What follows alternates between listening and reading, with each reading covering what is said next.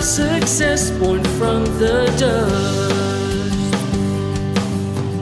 Great Ark Farm. Great morning mga kabaka, ito po muli si Arnel Corpus mula po dito sa Great Ark Farm. Bumabati po sa inyo ng isang magandang umaga. At ngayong araw po mga kabaka ay ipagpatuloy po natin yung series po nung videos na ginagawa po natin patungkol po kung paano po tayo magtagumpay sa ating finishing or ang iba tawag ay feedlotting or fattening operations. So ngayon po ay tatalakayin po natin ano po yung mga key factors para po sa maayos na waste management dito sa ating feedlot. Alam niyo po mga kabaka, particularly po ang manure management, ito po ay napakahalaga hindi lamang po sa health ng ating mga baka, pero ito din po ay mahalaga para po sa perspective po ng environment. Dahil ito nga po ay basura, kailangan po ma-manage po natin ito na hindi po tayo magkakaproblema sa ating mga kapitbahay at higit sa lahat ay magawan po natin ito ng paraan na ito po ay magiging income po ng ating operations. So alam niyo po mga kabaka, patungkol po sa manure management sa mga feedlots po sa Australia, ito po ay napakalaking bagay. Lalong-lalo na po pag parating na po yung summer. Alam niyo po sa Australia, ang mga feedlots po doon ay hindi po simentado ang kanilang floor. Pero of course, medyo madalang po kasi ang tag-ulan doon. At normally, ang tag-ulan nangyayari po tuwing summer. Kaya doon po, nung nandoon pa po tayo, bago po dumating yung summer, bumubuo po kami ng tinatawag na heat o summer heat management plan kung saan ay in-anticipate na po namin, pinaplano na po namin paano namin i-manage yung aming manure kasi napaka-crucial po nito. Alam niyo po mga kabaka, pag ang inyong floor ay lupa, yun pong 1 inch na manure. Pag nabasa po yan, dumudoble po yan. So imagine, kung hindi po natin inaayos ang ating manure, pag meron po tayong 1 foot na manure na tuyo na natutungtungan po ng ating mga baka, pagdating po yan ng tag-ulan, ay nadudoble po yan. So, napakalaking problema po niyan pag meron po kayong manure na makapal sa inyong mga bakahan. Unang-una po, madumihan yung inyong mga pagkain dahil sa paglapit po ng mga baka, may tilansik talaga yan. Ang isa pa po dyan, hindi po healthy sa baka. Pag ganyan po na makapal na po yung manure natin, ang ating mga baka hindi na po gagalaw yan dahil nahihirapan po silang maglakad dahil nga po sa kapal ng manure.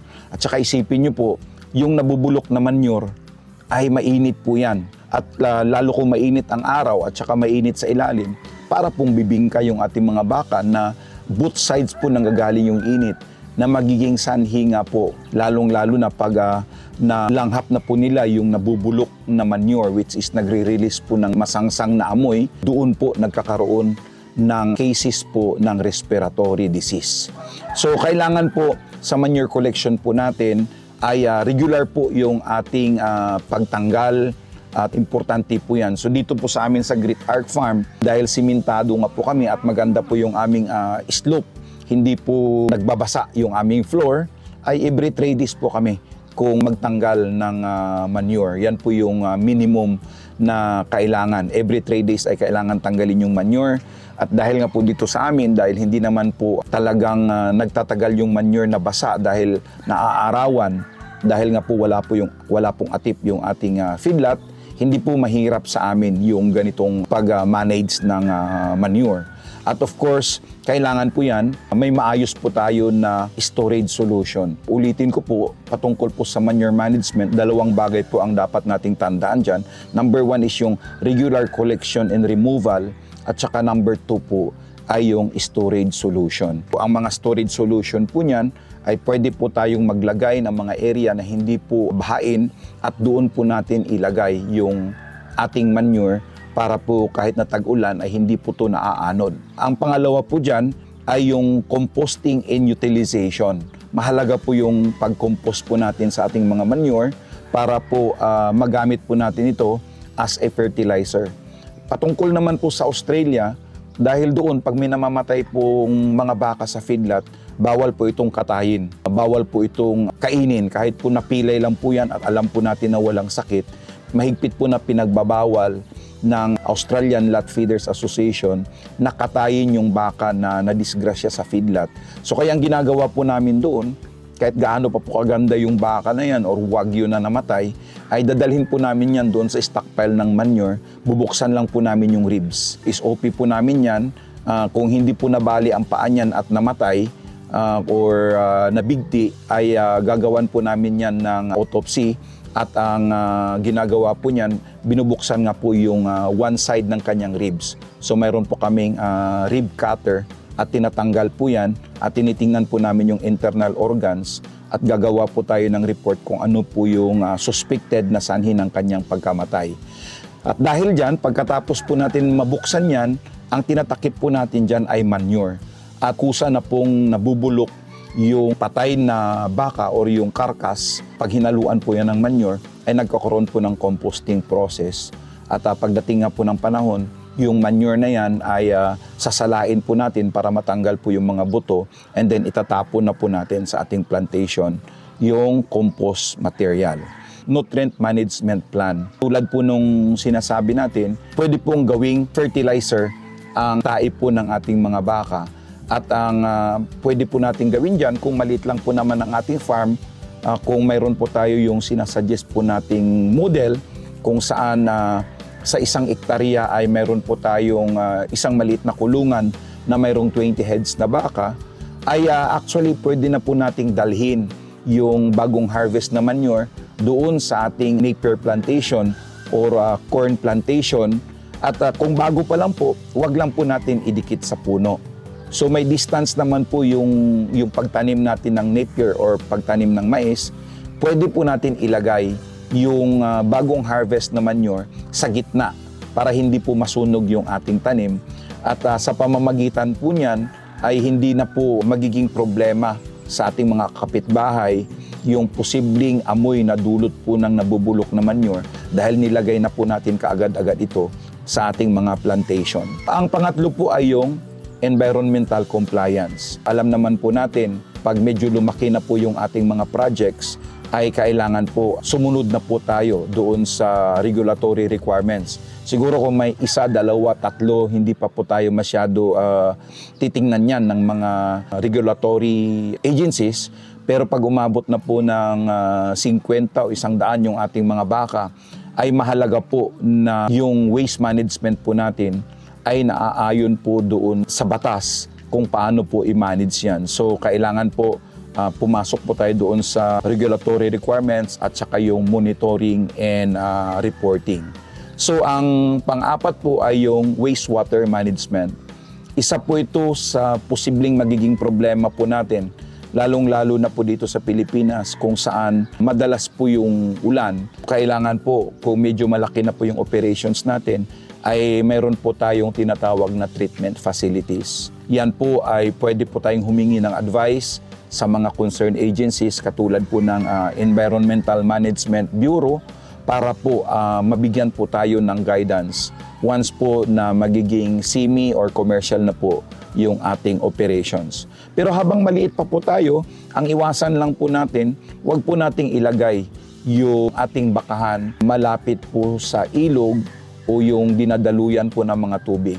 Dahil ayaw po natin na yung wastewater po natin mula po sa ating bakahan ay dumiretso po doon sa ilog kung saan may mga kababayan po tayo na nangunguha po ng inumin o kaya ay naglalaba sa ilog. At siyempre sigurado niyan, magkakaroon po tayo ng problema sa barangay pag ginawa po natin yun. And of course, pwede rin po na sa waste water management po natin ay magkaroon po tayo ng containment area. So yung iba dyan, meron po sila mga tinatawag na lagoon kung saan doon po nila tinatambak yung tubig na dumadaloy mula po sa kanilang bakahan. Actually, kung maayos po yung manure management po natin, napakaliit lang po nung tubig na pupunta po dyan sa mga containment structure po natin o yung tinatawag po nating lagoon. Dahil yan po ay mas madalas na tubig ulan lang at yan din po ay pwede po nating i-pump back. So imagine niyo po ito, kung meron po kayong 1 hektaryang lupain, meron po kayong 20 heads na baka, meron po kayong 1 hectare na taniman ng inyong damo, katulad ng napier at saka mais. At saka sa dulo po nito ay nandoon po yung contentment area po natin sa pinakamababang part po ng ating property, at doon po lahat dumadaloy yung tubig. At kung maayos po yung contentment area po natin, pwede po natin i-pump back yung tubig na yan papunta sa taas para magiging sanhi po ng irrigation ng ating plantation. So napakaganda po siguro sa mga darating na panahon ay magdidemo po kami ng mga bagay na yan para po mapagkunan po natin ng guidance. At ang panglima po ay yung odor control. So importante po yung odor management plan. Tulad ng sinabi ko, kung hina-harvest po natin ang ating mga manure, maximum ng 3 days, ay kahit papaano ay hindi po magiging problema itong odor management po natin. Ang maganda po dito, pwede po natin ilagay yung mga bakahan po natin sa gitna po ng ating maisan, o kaya magtanim po tayo ng mga puno para po yung amoy po ng ating bakahan ay hindi po magiging problema para po sa ating mga kapitbahay. Pero ako po, observation ko, lalong-lalo po sa mga kulob po ng mga bakahan, yung mga building po nila ay 100% may atip. Wala po tayong issue dyan. Pero pag hindi po maayos yung manure management po natin at laging basa po yung ating kulungan, sigurado po magiging problema po ninyo yung amoy. Napapansin nyo po yan, pagpasok po ninyo sa inyong mga kulungan, dumidikit po yung baho ng inyong baka doon po sa skin po natin dahil nga po kulob. Kaya importante po dyan na dapat maayos po yung ventilation para po hindi po natatrap yung ammonia doon po sa kulungan ng ating mga baka, at hindi po tayo magkaproblema sa ating mga kapitbahay, at hindi rin po tayo magkaproblema sa health po ng ating mga baka. So ang sunod po dyan ay innovation technologies. Alam niyo po itong tae po ng baka, pwede po itong gawing biogas na magiging source po ng gasol natin. At tayo nga po ay mapalad na nabigyan po tayo ng biogas technology na pang backyard ng ating kaibigan mula sa Singapore. At nakuha po natin itong technology na ito mula sa Israel. At mayroon din po tayong kapitbahay dito na mayroon na po siyang biogas technology kung saan ay libre na po yung kanyang pangluto dahil nga po sa methane na napoproduce po ng tae ng baka. So pwede rin po nating gawing dagdag po yan sa atin. Imagine nyo po, again, kung meron kang 1 hektarya, meron kang 20 heads na baka, meron kang taniman ng roughage, meron kang water containment area, at kung meron kang biogas production, ay libre na po yung ating gasol. Malaking bagay po yan. And of course ay yung advanced treatment technology. Habang maliit pa po tayo, hindi po natin masyado tingin ko na bibigyan ng pansin yan. Pero pag lumaki po yung ating operations, pwede na rin natin pagtuunan yung mga advanced na treatment technologies tulad ng ginagawa nila sa abroad. Pero pansamantala, tayo ay siguro hanggang biogas at saka organic fertilizer muna. Pwede rin pong gawin ang tae po ng baka doon po sa vermiculture. Napakaganda po na material sa vermiculture production ang manure po ng ating baka. Ang isa pa po dyan ay yung integrated pest management. Kasama po sa waste management po natin na kailangan po mag-implement po tayo ng maayos na pest control. Yung mga bodega po natin kung saan natin nilalagay yung ating mga cattle concentrate or lalagyan natin ng copra meal o rice bran, dapat po yan ay hindi po napapasok ng daga at dapat po ay laging malinis para po hindi po tayo magkaproblema pagdating po doon sa infestation po ng daga, at na hindi po pwede na maihian ng daga yung pagkain ng ating mga baka dahil posible po na magdulot yan ng sakit or magiging sanhi po ng kanilang kamatayan. Ang isa pong pwedeng maging problema natin ay yung pagdami po ng langaw. So importante po yan na mayroon po tayong gagawin para po hindi po dumami yung mga langaw. So ang isa pong problema dyan, pag masyado pong matagal na nakatambak yung ating manure o kaya laging mayroong basa sa ating feedlot, ay pwede pong pagpugaran at gawing itlugan ng mga langaw yung lugar na yan kung saan mataas ang moisture at nandoon yung nabubulok, umiinit na manure. Nagiging incubation po yan para po sa mga langaw. Ang panghuli po ay ang training in education. So mahalaga po na maintindihan po ng ating mga magsasaka o ng ating mga tauhan na ang pag-manage po ng mga basura sa farm, katulad po ng manure, ng wastewater, at ang pag-manage po ng mga piste ay mahalaga po na magiging part po ng ating operations. Hindi po pwede na puro lang po feeding, puro lang po feeds ang tinututukan po natin. Mahalaga po na balansehin natin. Katulad po ng sinabi natin, lahat po yan dapat ay kasama po sa maayos na pagbalanse ng ating operations para po ma-meet po natin yung mataas na average daily gain ng ating mga baka.